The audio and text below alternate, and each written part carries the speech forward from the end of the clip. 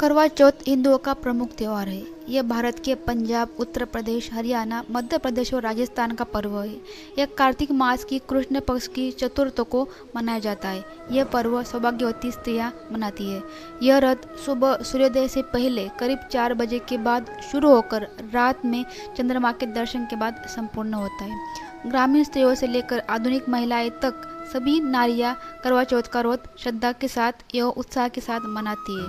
शास्त्रों के अनुसार यह व्रत कार्तिक मास के कृष्ण पक्ष की चंद्रोदय की व्यापिनी चतुर्थ के दिन करना चाहिए। पति के दीर्घ आयु एवं अखंड सौभाग्य की प्राप्ति के लिए इस दिन भालचंद्र गणेश जी की दर्शन अथवा अर्चना करने चाहिए। करवा चौथ में भी संकष्टी गणेश चतुर्थी की तरह ही दिन भर उपवास रखकर रात में चंद्रमा को अर्घ्य देने के उपरांत ही भोजन करने का विधान है। वर्तमान समय में करवा चौथ व्रतोत्सव ज्यादातर महिलाएं अपने परिवार में प्रचलित प्रथा के अनुसार ही मनाती है, लेकिन अधिकतर स्त्रियां निराहार रहकर चंद्रोदय की प्रतीक्षा करती है। कार्तिक कृष्ण पक्ष की चतुर्थ को करवा चौथ व्रत करने का विधान है। इस व्रत की विशेषता यह है कि केवल सौभाग्यवती स्त्रियों को ही यह व्रत करने का अधिकार है। स्त्री किसी भी आयु, जाति, वर्ण, संप्रदाय की हो, सबको इस व्रत को करने का अधिकार है। जो सौभाग्यवती है वो अपने पति की लंबी आयु के लिए प्रार्थना करती है, स्वस्थ और सौभाग्य की कामना करती है, वह स्त्रियां ये व्रत रख सकती है। चंद्रमा और सौभाग्य पूजा विधि।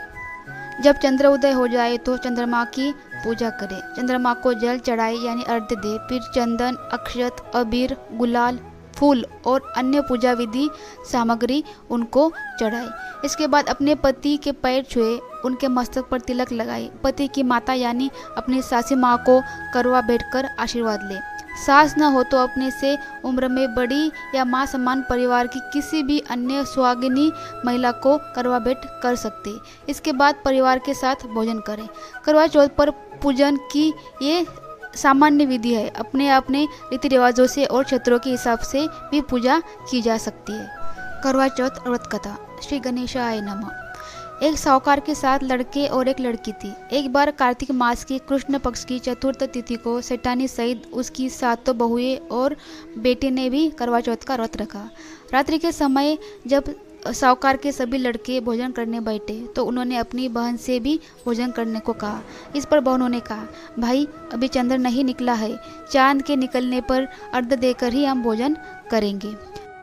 साहूकार के बेटे अपनी बहन से बहुत प्रेम करते थे। उन्हें अपनी बहन का भूख से व्याकुल चेहरा देखकर बहुत दुख हो रहा था। साहूकार के बेटे नगर से बाहर चले गए और वहाँ एक पेड़ पर चढ़कर अग्नि जला दी।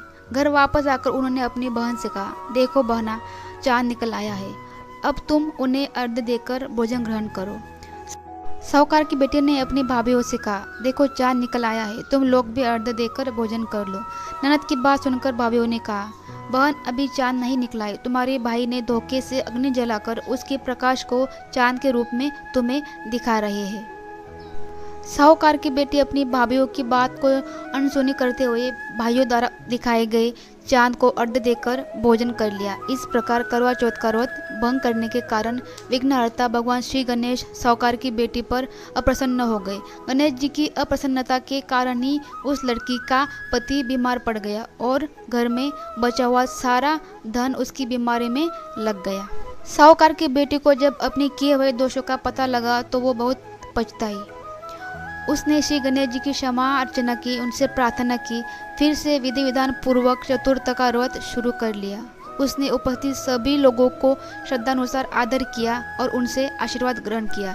इस प्रकार उस लड़की के श्रद्धा भक्ति को देखकर एकदंत भगवान श्री गणेश जी उस पर प्रसन्न हो गए और उसके पति को जीवनदान प्रदान किया। उसे सभी प्रकार के रोगों से मुक्ति करके धन संपत्ति और वैभव से युक्त कर दिया। करवा चौथ माता की जय।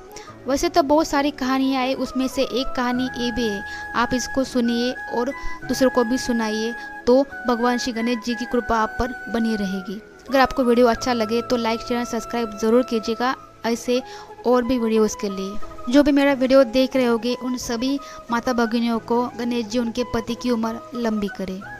तो चलिए मिलते हैं नेक्स्ट वीडियो में, तब तक के लिए जय श्री गणेश।